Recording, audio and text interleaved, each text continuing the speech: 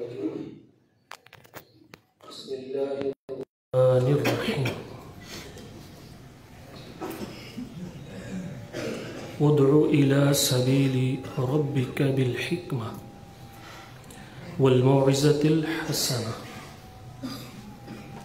وجادلهم بالتي هي أحسن إن ربك هو أعلم بمن ضل عن سبيله وهو أعلم بالمهتدين صدق الله العظيم وبلغنا رسوله النبي الكريم۔ مختصر حمد و ثنا کے بعد اس ورکشاپ کا آج آخری پروگرام ہے۔ مجھے امید قوی ہے طالب علموں کی قابلیت کو بڑھانے کے لیے جو کوشش کی گئی، اللہ کوشش کرنے والوں کو ان کو بھی سلامت رکھے اور ان کو اس کوشش کا اللہ کے ہاں بہتر بدلہ اللہ کریم عطا فرمائے، اور آپ حضرات کو بھی اس سے مستفید ہونے کی توفیق عطا فرمائے۔ آیت کریمہ آپ نے سنی ہے، دعوت اللہ اور ترک دعوت اللہ دونوں کو بیان کیا گیا ہے۔ آپ اور میں سب احباب سب سے پہلے اللہ کے اس گھر میں بیٹھ کر اللہ کا شکریہ ادا کرتے ہیں کہ اللہ کریم نے ہماری زندگی سب سے بہتر کام کے لیے قبول فرما لی ہے۔ الحمدللہ علی ذالک۔ ہر انسان دنیا میں کچھ کرنے کے لیے آیا ہے، مشغول فارغ رہنے کے لیے نہیں آیا، فارغ رہنے کے لیے نہیں آیا۔ دنیا کا سب سے بڑا اطمینان اسی بات کے اندر ہے کہ اللہ نے ہماری زندگی کو دعوت اللہ کے کام کے لیے قبول فرما لیا۔ حاتم الاسم رحمہ اللہ سے کسی نے پوچھا تھا، آپ بڑے مطمئن رہتے ہیں، دنیا کے اندر باغ لگی ہوئی ہے، دوڑ لگی ہوئی ہے، آپ بڑے مطمئن ہیں؟ تو انہوں نے یہی جواب دیا تھا کہ اللہ نے ہر بندے کو کسی کام میں مشغول رہنے کے لیے بنایا ہے۔ میں اس لیے بڑا مطمئن ہوں کہ اللہ نے مجھے اپنے کام میں لگا لیا،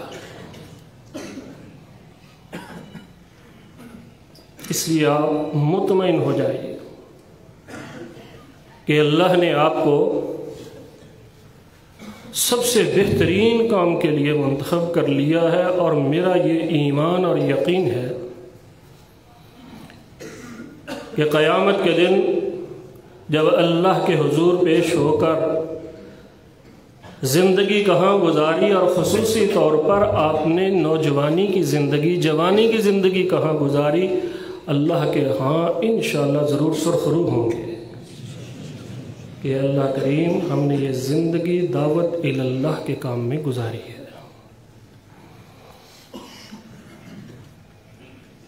تو دعوت اللہ، اس کی اہمیت آپ سنتے رہے ہیں، میں اس میں تھوڑا سا اضافہ کر کے اپنا حصہ ڈال کے بات کو آگے بڑھاؤں گا۔ کوئی بھی ہدف، کوئی بھی مقصد زندگی کا ہو، اس کی اہمیت کا پتہ بہت سے امور سے لگ جاتا ہے، جن میں ایک میں عرض کیے دیتا ہوں۔ جس کام کے پیچھے تاریخ کے اندر قربانیوں کی داستان ہو، وہ ہدف بڑا عظیم ہوتا ہے۔ کوئی بھی کام آپ دیکھیں گے، کہا جاتا ہے تو میرے لیے کیا کر سکتا ہے، اگر مجھ سے پیار اور محبت کرتا ہے تو کیا کر سکتا ہے۔ جس ہدف سے محبت ہوتی ہے اس کے پیچھے قربانیوں کی ایک لازوال داستان ہوتی ہے۔ اب یہ ہدف اتنا عظیم ہے، اتنا عظیم ہے جب میں آپ سے یہ بات کرنا چاہتا تھا تو میرے ذہن میں وہ حادثہ بیر معونہ والا گھوم رہا تھا کہ وہ قرائے کرام، وہ علماء، نبی علیہ السلام کے بھیجے ہوئے مبلغ پیارے حبیب علیہ السلام کا نامہ ہاتھ میں تھا، عامر ابن طفیل کو حرام ابن ملحان رضی اللہ عنہ وہ پیش کرنا چاہتے ہیں، لیکن قصہ میں موجود ہے کہ اس ظالم نے ایک آدمی کو اشارہ کیا جس نے حرام ابن ملحان کے پیچھے کمر سے ایسا نیزہ مارا کہ اس کے جسم سے پار کر دیا۔ یہ آدمی تاریخ کا وہ انسان بن گیا جس نے آپ اور میرے لیے ایک عظیم مثال چھوڑی کہ دعوت اللہ کے میدان کے اندر جان ہاتھ سے چلی گئی اور یہ کہہ کر اللہ کو پیارے ہوئے تھے، فزتو ورب الکعبہ، فزتو ورب الکعبہ۔ تو دعوت اللہ کا میدان کوئی معمولی میدان نہیں ہے، بہت عظیم ہدف ہے جہاں تک ہم نے پہنچنا ہے۔ اس کے اندر قربانیاں دینی پڑتی ہیں، بہت ساری قربانیاں دینی پڑتی ہیں۔ پیارے حبیب علیہ السلام جتنے دل گرفتہ اس واقعے سے ہوئے تھے، صحابہ کرام کہتے ہیں ہم نے آپ کو کبھی اس سے زیادہ غمزدہ دیکھا ہی نہیں، حتیٰ کہ قنوت نازلہ بھی ہوتی رہی۔ اور آپ کو یہ معلوم ہونا چاہیے کہ قرآن کریم میں پہلے ایک آیت موجود تھی جو منسوخ ہوگی، اِنَّا لَقِينَا رَبَّنَا فَرَضِيَ عَنَّا وَأَرْضَانَا۔ وہ جو اللہ کے پاس پہنچ گئے تھے، اللہ تعالیٰ نے ان کی ترجمانی فرمائی کہ پیغمبر غم زدہ نہ ہو، جو میرے پاس دعوت اللہ کے میدان میں شہید ہو کر پہنچ گئے ہیں، میں ان سے راضی ہو گیا، وہ مجھ سے راضی ہو گیا۔ اب اس میدان کے اندر بڑی قربانیاں دی ہیں۔ لوگوں نے مصعب بن عمیر رضی اللہ تعالیٰ عنہ کا تذکرہ کیا جائے، نعمتوں میں پلے ہوئے انسان، نوجوانوں کے آئیڈیل کہلاتے تھے، جو خوشبو لگاتے نوجوان وہی خوشبو تلاش کر کے لگاتے، جو کپڑا پہنتے وہی پہنتے۔ لیکن جس وقت وہ نبی صلی اللہ علیہ وسلم کی آغوش رحمت میں آ گئے اور مبلغ بن کر، داعی بن کر مدینہ طیبہ گئے تھے، وقت گزر گیا، لیکن جس وقت وہ شہید ہوئے ان پر جو چادر تھی، پاؤں ڈھانکتے تھے تو سر ننگا، سر ڈھانکتے تو پاؤں ننگا ہو جاتا۔ تو اللہ کے رسول صلی اللہ علیہ وسلم ان کو دیکھ کر رو دیے تھے کہ اتنی نعمتوں میں پلا ہوا انسان دعوت اللہ میں کس معراج پر پہنچ رہا ہے۔ اسی طرح حبیب بن زید رضی اللہ تعالی عنہ، جن کے جسم کے ٹکڑے کر دیے تھے مسیلمہ نے۔ اور میں یہ سمجھتا ہوں، بات لمبی نہ ہو جائے، کہ ایک قربانی سیدنا معاذ جو آپ کے مستقل مبلغ تھے انہوں نے بھی دی ہے۔ جب نبی صلی اللہ علیہ وسلم نے ان کو رخصت فرمایا تو آخری جملہ جو کہا تھا، فَبَكَى مُعَاذٌ جَشَعًا لِفَرَاقِ رسول اللہ صلی اللہ علیہ وسلم۔ ایک مبلغ کو آپ رخصت کر رہے ہیں، بڑے عزت و اکرام سے ساتھ ساتھ چل رہے ہیں، اور آخر میں کہہ دیا، معاذ ہو سکتا ہے آج کے بعد تیری مجھ سے ملاقات نہ ہو سکے۔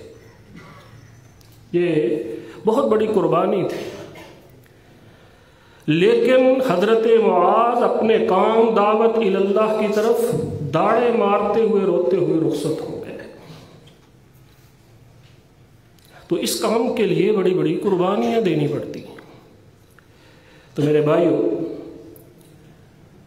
میری آپ سے گزارش ہے کہ جس کام کے لیے اللہ نے آپ کو منتخب کیا ہے، سمجھ لیجئے اللہ آپ سے محبت کر رہا ہے۔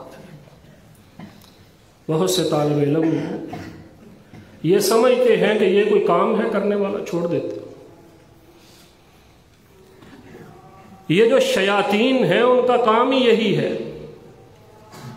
اس کی ایک زندہ مثال، پچھلے سالوں میں طالب علم ادھر پڑھتا تھا، اساتذہ جانتے ہیں،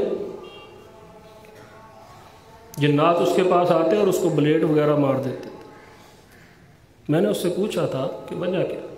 کہتا جی مجھے ایک ہی بات کہتے ہیں، جامعہ سلفیہ میں دین کی تعلیم نہیں حاصل کرتے۔ تو اگر آپ اپنی خوشی سے یہاں چھوڑ کر چلے جائیں گے تو پھر بتائیے اللہ آپ سے محبت کرنا چاہتے ہیں، آپ نہیں کرنا چاہتے۔ تو اس لیے یہ جو پروگرام یہاں پر مرتب ہوا اور بڑے حسن اور خوبی کے ساتھ اس کو ہمارے محترم بھائی ادریس سلفی صاحب نے پایا تکمیل تک پہنچایا ہے، آپ کے جذبات کو اجاگر کرنے کے لیے کہ آپ جس کام کے اندر لگے ہیں یہی دنیا کا بہترین کام ہے، اور دعا کیجئے کہ اللہ تعالی ہماری آخری سانسیں بھی دعوت اللہ کے میدان میں نکال لے۔ پچھلے دنوں قاری عبد المتین اصغر صاحب کو آپ نے دیکھا ویڈیو میں، حالانکہ موت ایک ایسی چیز ہے کہ دیکھ اور سن کر بندہ جذبات کے اندر آ جاتا ہے کہ پریشان ہو جاتا ہے، لیکن ان کے بارے میں سب نے دعا کی ہے اور کہا ہے کہ دیکھو کتنی اچھی اللہ نے موت دی ہے۔ آپ نوجوان ہیں اس لیے میں ضرور تذکرہ کروں گا ان احباب کا جن کو میں سامنے بیٹھ کر طالب علمی کے زمانہ میں بڑے شوق سے سنتا تھا۔ وہ دعات جو کہ میں نے خود اب علامہ احسان الہی ظہیر شہید رحمہ اللہ کی زبان سے سنا تھا کہ اے اللہ جس کام کے لیے مجھے منتخب کیا ہے، اللہ میری خواہش ہے میری جان اسی کام کے اندر نکل جائے۔ اور پھر ایسا ہوا کہ وہ ان کے رفقا اسی کام کے اندر اللہ کو پیارے ہوئے اور اللہ تعالیٰ نے ان کو مدینہ منورہ جنت البقیع میں جگہ عطا فرمائی۔ تو یہ دعوت اللہ کا کام اس کو معمولی نہیں سمجھ۔ دل میں اگر کوئی سمجھتا ہے کہ یہ کوئی کام ہے، کل کو اس میں کون سی ڈگری ملے گی، کون سی دنیا داری آ جائے گی، کتنے پیسے ملیں گے، یہ سب چھوڑ دیجئے۔ آخرت کے ساتھ دنیا مفت مل جاتی ہے، دنیا کے پیچھے بھاگنے سے آخرت نہیں ملا کرتی ہے۔ بات آگے بڑھاتا ہوں۔ مجھے موضوع دیا گیا خطبہ اور فتویٰ کے بارے میں، ایک دو باتیں خطبہ کے بارے میں، ایک دو فتویٰ کے بارے میں عرض کیے دیتا ہوں۔ بہت سی باتیں آپ نے سن لی، ایک بات صرف میں کرنا چاہتا ہوں خطبہ کے حوالے سے۔ اللہ کریم آپ کو جہاں بھی موقع عطا فرمائے، ظاہر ہے کسی مسجد کے اندر آپ خطیب ہوں گے تو یاد رکھیے گا بہت سی باتیں آپ نے سنی ہیں، میں وہ بات آپ کو بتانا چاہتا ہوں۔ محترم شیخ الحدیث صاحب بھی بیٹھے ہیں، گجرانوالہ کے مولانا عبداللہ صاحب رحمہ اللہ، انہوں نے یہ ہمیں بتائی تھی، وہ آپ تک منتقل کر دیں۔ وہ فرمایا کرتے تھے سب سے بہترین خطیب وہ ہے جہاں وہ خطبہ دے اور لوگوں کو اس پر مثالی اعتماد ہو کہ جیسا ہمارا خطیب ہے دنیا میں کوئی انسان نہیں ہے۔ بڑی اچھی بات کہی، اور یہ بات انہوں نے اس وقت کہی جب ہمارے بھائی نعیم بٹ صاحب نے جامع مسجد ابو بکر بنائی تھی اور ان کے پاس گئے اور ان سے کہا کہ نصیحت کیجئے، تو انہوں نے یہ بات کہی تھی جب تک خطیب پر اعتماد ہوتا ہے، اعتماد وہ اصل خطیب۔ تو یہاں پر چلتے ہوئے میں ایک بات عرض کیے دیتا ہوں، جب ہم مدینہ یونیورسٹی میں پڑھتے تھے تو مسجد نبوی میں بیٹھے تھے، میں اور ایک اور طالب علم تھا، نام ذہن میں نہیں آ رہا، تو ایک بزرگ پاکستان سے پنجاب سے گئے ہوئے تھے۔ اب دیکھیے کہ اپنے خطیب اور مسجد کے امام اس پر اعتماد کتنا ہوتا، ہم اس کے ساتھ پاؤں ملاتے ہیں وہ دور کر لیتا، بڑا بزرگ آدمی۔ تو وہ میرے ساتھ جو تھے وہ ذرا سخت آدمی تھے، انہوں نے پکڑ کر پاؤں ساتھ میں لا لی اور ساتھ کہہ دیا بعد کے اندر جب نماز ہوئی، بھئی جہاں آپ آئے ہوئے ہیں اللہ کے رسول علیہ السلام کی مسجد میں وہ پاؤں ملایا کرتے تھے، بلکہ چیک کیا کرتے تھے پاؤں ملے ہوئے ہیں یا نہیں ملے ہوئے، یہ نماز کا حصہ ہے۔ کافی دیر اس کو واز کیا تو وہ سوچ سوچ کر کہتا ہے مولوی صاحب بات پتہ کیا ہے، پاؤں میں ملا لوں گا لیکن ملاؤں گا اس وقت جدوں میرے پنڈ دا مولانا کہے گا۔ سمجھ آ رہی ہے نا؟ یہ ایک دماغ کے اندر اتنا اعتماد حاوی ہوتا ہے کہ وہ بڑی دیر سے ہے وہی جو کہے گا ہم نے وہ کرنا ہے، آپ ہمیں گمراہ نہ کریں۔ اور اگر یہ اعتماد قرآن و سنت والا ہو تو کتنا بہتر ہوگا۔ اب میں عرض کیے دیتا ہوں، اعتماد کے اندر سب سے پہلی چیز ہوتی ہے سچائی۔ بڑے بڑے شعبے ہیں ان میں بھی سچائی کی ضرورت ہے، آپ والے شعبے میں سچائی کی اتنی ضرورت ہے کہ نبی علیہ السلام نے فرمایا جو بندہ اس شعبے کے اندر جھوٹ بولتا ہے فَلْيَتَبَوَّأْ مَقْعَدَهُ مِنَ النَّارِ، وہ سمجھ لے اس نے اپنا ٹھکانہ جہنم میں بنا لیا۔ کبھی زندگی میں ہو عالم دین اور جھوٹ بولے، ہو عالم دین اور بدتمیز ہو، یہ کیسے ہو سکتا ہے؟ حضرت انس فرمایا کرتے تھے ما ندری مل قذب، میں نے یہ جملہ دیکھا تو میں حیران ہو گیا، کہتے ہمیں پتہ ہی نہیں تھا کہ جھوٹ بولنا بھی ہے اور کیسے بولنا ہے۔ اور اگر اس کے الٹ کریں کہ ہمیں پتہ ہی نہیں سچ کیسے بولنا ہے، پھر وہ ہم لوگ ہیں۔ آپ دعوت اللہ کے میدان میں ہیں، اعتماد پیدا کرنا ہے، کسی جگہ پر سچ بولنا ہے، لوگ کہیں کہ ہمارا خطیب کبھی جھوٹ نہیں بولتا، یہ سب سے پہلی بات ہے۔ نبی صلی اللہ علیہ وسلم اور دیگر انبیاء ان کی دعوت کا مرکز ہی یہی تھا، اعتماد اسی لیے ملتا تھا کہ اس نے کبھی جھوٹ نہیں بولا ہے۔ اور وہ رجل مومن کا تذکرہ بھی کیے دیتے ہیں، وقال رجل مومن من آل فرعون یکتم ایمانہ اتقتلون رجلا ان یقول ربی اللہ وَإِن يَكُ كَاذِبًا فَعَلَيْهِ كَاذِبٌ وَإِن يَكُ صَادِقًا يُصِبْكُم بَعْضَ الَّذِي يَعِدُكُمْ إِنَّ اللَّهَ لَا يَهْدِي مَنْ هُوَ مُسْرِفٌ كَذَّابٌ۔ یہ داعی اللہ تھا، مومن آل فرعون، اس کے بارے میں یہی لوگ بات کر رہے تھے کہ اس کو جانچ لو سچا ہے جھوٹا ہے۔ سب سے پہلے لوگ یہی جانتے ہیں۔ اگر آپ خطیب ہیں کسی مسجد کے، امام ہیں، جھوٹ بولتے ہیں، اندازہ کیجئے کہ وہاں پر آپ کا کیا اعتماد ہوگا۔ اعتماد کی دھجیاں بکھیر دی آپ نے۔ تو سب سے پہلے یہی سوچنا ہے کہ زندگی میں کبھی جھوٹ نہیں بولنا۔ جو بندہ ہم سے جھوٹ بولتا ہو سکتا ہے جھوٹی حدیث بھی بیان کرتا ہو، قرآن کا معنی غلط بیان کرتا ہو۔ تو نبی صلی اللہ علیہ وسلم کی سچائی، وہ تو ایک پیغمبر تھے نا، ہم تو وہاں نہیں پہنچ سکتے کہ انہوں نے جو پیشین گوئیاں کی ہیں وہ بھی سچی ہیں۔ اس سے آگے اگر بڑھا جائے، نبی علیہ السلام سے لوگ معجزات مانگتے تھے آپ کی سچائی پر، آپ نے وہ بھی دیے ہیں لوگوں کو۔ علامہ نووی رحمۃ اللہ علیہ تو فرماتے ہیں معجزات کی تعداد 1200 تک پہنچ گئی ہے۔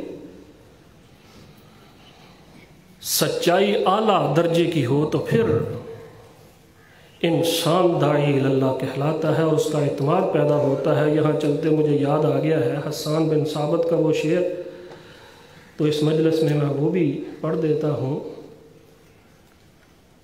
یہ معجزات طلب کیا کرتے تھے نبی علیہ السلام سے، تو حسان بن ثابت نے کیا کہا تھا؟ لو لم تکن فیہ آیات مبینہ کانت بدیہتہ تأتیک بالخبر۔ بہت پیارا جملہ ہے کہ میرے محبوب سے تم معجزے مانگتے ہو، اس وجہ سے کہ آپ سچے ہیں یا نہیں، سچائی کا ثبوت مانگتے ہو۔ تم میرے محبوب سے معجزے نہ مانگو، میرے محبوب کے چہرے کو غور سے دیکھ لو۔ تأتیک بالخبر، آپ کو وہ خبر مل جائے گی کہ اللہ کا رسول ہے، جو کہتا ہے سچ کہتا ہے۔ تو بات کو آگے مزید بڑھاتے ہیں۔ اعتماد کے لیے سچائی کی ضرورت ہے، سچائی چہرے سے عیاں ہوتی ہے، بندہ مطمئن ہوتا ہے۔ اور دوسری اہم ترین بات جو میں طالب علموں کو کلاس کے اندر بھی کہتا ہوں وہ یہ ہے کہ آپ جو کہہ رہے ہیں لوگوں کو اس پر عمل کر کے پھر وہ لوگوں کو کہیں گے تو پھر یاد رکھیے آپ پر اتنا اعتماد ہوگا لوگوں کا، لوگ سن کر اتنی بات نہیں مانتے جتنی دیکھ کر مانتے۔ اعتماد کی اعلیٰ مثال ہے کہ آپ جو کہہ رہے ہیں اس پر خود عامل ہیں یا نہیں۔ اور اس عمل کے ساتھ دوسری چیز کیا ہے؟ آپ دین کی دعوت دیتے ہیں اور اس کے ورے اس کے پیچھے آپ دنیا کے طلبگار ہیں۔ جو پیغمبر آیا اس نے کہا ہے ان اجریہ الا علی اللہ، کچھ نہیں مانگتا، کچھ نہیں مانگتا۔ حبیب النجار داعیہ تھے نا، وہ بھی ایک انطاکیہ شہر کے اندر، اتبعوا من لا يسألكم اجرا وهم مهتدون، دو ہی صفتیں تھے اس کے اندر۔ اس نے آ کر کہا تھا پیغمبروں کی بات مان لو، ان کے اندر دو صفتیں موجود ہیں، جو دو صفتیں رکھتا ہو وہ قابل اعتماد ہوتا ہے۔ ایک تو یہ خود محتد ہے، اس پر عمل کرنے والے ہیں، دوسرے ہیں تم سے کچھ دنیا کا اجر نہیں مانگتے۔ جن میں یہ دو صفتیں ہوں وہ قابل اعتماد ہوتا ہے۔ لیکن اس بیچارے کو قتل کر دیا گیا تھا، مار دیا گیا تھا۔ اور یہ بات آپ طلبہ ہیں، خدا را زندگی کے اندر سب کچھ ملے گا آپ کو، لیکن آپ اپنی نظر وہاں نہ رکھیے جہاں دنیا دار رکھتے ہیں۔ آپ کو اللہ نے قبول کر لیا ہے، اس کے بعد بس شکر ہی شکر ہے، لیکن اللہ آپ کو کبھی اکیلا نہیں چھوڑے گا۔ تجربہ کر کے دیکھ لیجیے۔ یعنی کسی مسجد کے اندر کوئی نہ کوئی بہانہ تراشنا کہ مجھے کسی سے پیسے مل جائیں، تنخواہ کے معاملات میں الجھنا، ایک تو یہ ہے۔ دوسری اہم بات جو میں سرسری کر دیتا ہوں، مسجد ہو، مدرسہ ہو، کوئی کسی قسم کی چیز ہو، اور پھر ظاہر ہے اس کے چندے، اس کے پیسے، ہر چیز آتی ہے۔ سلمان فارسی والی بات مجھے یاد آ رہی، گھر سے نکل کر، مجوسیوں سے نکل کر شام کے علاقے پادری کے پاس چلے گئے تھے۔ جب وہ مر گیا تھا تو لوگ اس کو دفنانے کے لیے بڑے پروٹوکول جیسے پروگرام بنا رہے تھے، تو سلمان فارسی رضی اللہ تعالیٰ نے کیا کہا تھا؟ اور تمہیں کیا پتا، جو تم اس کو چندہ دیتے تھے یہ سارے مٹکے کے اندر سونے چاندی بھر کر وہ پیچھے رکھ دیا کرتا۔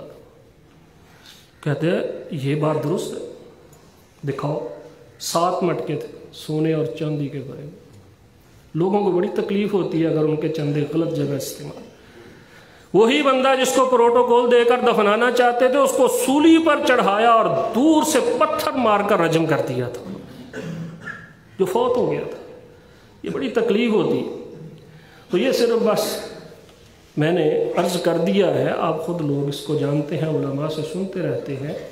بہرحال انشاءاللہ اللہ تعالیٰ اگر آپ دل سے دعوت اللہ کے کام میں مخلص ہو جائیں گے، یقیناً اللہ آپ کو کبھی دنیا میں بھی نہ آخرت میں رسوا کرے گا انشاءاللہ۔ تو اس لیے یہ جو اعتماد کی بات میں نے کی ہے یہ بحال کرنی، جھوٹ نہیں بولنا، عالم با عمل بننا، اور اس کے بعد دنیا کا طلبگار نہیں ہونا، دنیا ملے گی انشاءاللہ۔ اور اسی سلسلے میں اعتماد کے بعد دوسری ایک بات ہے جو اسی مسجد میں کافی سال پہلے ہوئی تھی، وہ مجھے یاد ہے، شاید اس وقت آپ یہاں داخل نہیں ہوئے تھے، وہ میں کر دیتا ہوں۔ بڑی اہم ترین بات، جہاں پر آپ خطیب ہوں کبھی بھی آپ کی وجہ سے اس مسجد کے اندر کوئی فتنہ نہیں پیدا ہونا چاہیے۔ ہمارے محترم پروفیسر یحییٰ صاحب ادھر آئے تھے، انہوں نے یہ بات کافی سال پہلے یہاں آئے تھے تو کہی تھی۔ آپ کی خطابت بعد میں ہے، پہلے یہ ہے کہ آپ دیکھیے میری وجہ سے یہاں اس مسجد میں کوئی فتنہ تو پیدا نہیں ہو رہا۔ اکثر خطیب پارٹی بازی ایک طرف ہو گئے، فتنہ پیدا ہوا، پھر اسی کو نکال دیا جاتا۔ نبی علیہ الصلوۃ والسلام گھر سے نکلے، बनु सलमा के 2 ग्रुप आपस में क्या कर रहे, तीर अंदाजी कर, मामूली मामला था। नबी अलैहिस्सलाम ने फरमाया ठीक है मैं इस ग्रुप के साथ। तो क्या हुआ था, दोनों ने हथियार रख दिए। अल्लाह के रसूल आप उसके साथ हैं, या तो ये है ये पक्के जीत जाएंगे, या फिर ये है कि अगर आप हार गए तो आपकी बेइज्जती हमसे बर्दाश्त नहीं हो। नबी अलैहिस्सलाम ने क्या फरमाया, अना माअकुम कुल्लिकुम, मैं तुम सबके साथ हूँ। इसलिए झगड़ा पैदा ही नहीं हुआ, सारे ही सबके साथ। खतीब ये बात याद रखे, अना माअकुम कुल्लिकुम, अना माअकुम, जितने भी लोग हैं मैं सबके साथ। तो उसके साथ फितना नहीं पैदा होता। ये तो बात होगी खुतबा के मुताबिक। अब छोटी सी बात अर्ज किए देता हूँ फतवा के बाद। फतवा की अहमियत यहाँ से उजागर होती है जो अल्लामा इब्नुल क़य्यिम ने फरमा दिया, यस्तफ्तूना कुलिल्लाहु युफ्तीकुम फिल कलाम। कहते हैं कि फतवा की अहमियत तो मुझे यहाँ से उजागर होगी कि अल्लाह रब्बुल आलमीन खुद लोगों को फतवा दे रहे हैं यहाँ से, और हम लोग अल्लाह का नायब, पहले अल्लाह के रसूल, वअंज़लना अलैका ज़िक्र लितुबय्यिना लिन्नास, उसके बाद अल्लामा शातिबी रहमतुल्लाह अलैह फरमाते हैं तुम लोग जो है ना, ये प्यारे हबीब अलैहिस्सलाम के कायम मुकाम हो। फतवा देना मामूली बात नहीं है, बहुत अजीम काम है। ये नियाबत है अल्लाह और उसके रसूल की नियाबत देख लीजिए किसकी हो रही है। इसलिए इस सिलसिले में बस ये अर्ज करूंगा, जरूरत इसकी इंतहाई ज्यादा, इंतहाई। महल्ले के अंदर जहां आप खतीब होंगे वहां पर लोग आएंगे अपनी प्यास बुझाने के लिए, लेकिन अगर उनकी प्यास ना बुझे तो, और ऐसे वाकयात हो रहे हैं, और लोग समझते हैं कि सवाल का जवाब देना जरूरी है चाहे वो गलत हो या सही। हज़रत इमाम मालिक रहमतुल्लाह अलैह, किसी ने उनसे पूछा था फतवे के बारे में, कहते हैं फतवा देने से पहले जन्नत और जहन्नम का तसव्वुर कर लिया कर, जन्नत और जहन्नम का तसव्वुर कर लिया कर। गलत देगा तो जहन्नम में, सही देगा तो जन्नत में। फिर उसके बाद किसी को फतवा दिया कर, वो तो फतवा लेकर चला गया, तू जामन है, तूने अल्लाह और उसके रसूल की नियाबत करनी है, तूने सही करनी है या गलत करनी है, खुद देख ले। इतना अजीम काम है कि जिस वक्त कोई आदमी फतवा दे, हर बंदा फतवा देने शुरू कर दे, ये भी गलत है। और वो सही हदीस आपने पढ़ी हुई है, इशारा कर देता हूं कि क़यामत के करीब ऐसे लोग आएंगे बगैर इल्म के फतवा देंगे, बगैर इल्म के, इल्म नहीं है फतवा देंगे। नतीजा क्या, गुमराह करेंगे, खुद भी गुमराह होंगे। यही इमाम मालिक रहिमहुल्लाह फरमाते हैं, लोगों को गुमराह ना करो, खुद गुमराह ना हो जाओ, जहन्नम और जन्नत को सामने रखो, फिर उसके बाद किसी सवाल का जवाब दो। और अगर ये मौका इल्म के अंदर रसूख का नहीं है, आदत नहीं बनानी चाहिए। हमारे कुछ लोग आदत ही बना लेते हैं, क्योंकि आ गया है लादरी, मुझे नहीं पता। लेकिन अगर कोई ऐसा फतवा आ जाए, मशवरे के लिए भी वक़्त मांग लेना चाहिए, और या ये कहना कि मुझे इसका इल्म नहीं, ये कोई आपके इल्म की तौहीन नहीं है। फ़ौक़ कुल्लि ज़ी इल्मिन अलीम मौजूद है। अल्लामा शातिबी रहमतुल्लाह अलैह, किसी ने कहा अंता फ़क़ीहुल अराक, अराक के फ़क़ीह हैं, मसला पूछा और आप कहते हैं मुझे पता नहीं, ये आपकी तौहीन है, तौहीन। अल्लामा शातिबी रहमतुल्लाह वो कहते हैं जब अल्लाह ने फरिश्तों से पूछा था, उन्होंने कहा था ला इल्म लना, मुझे तो जिब्राइल की तौहीन महसूस नहीं हुई।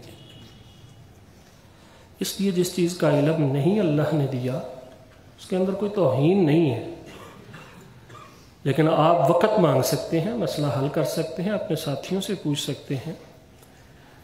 तो ये इंतहाई लाजिम बात है कि इल्म के बगैर फतवा नहीं देना है। ये अल्लाह रसूल की नियाबत है, इल्म के बगैर नहीं फतवा।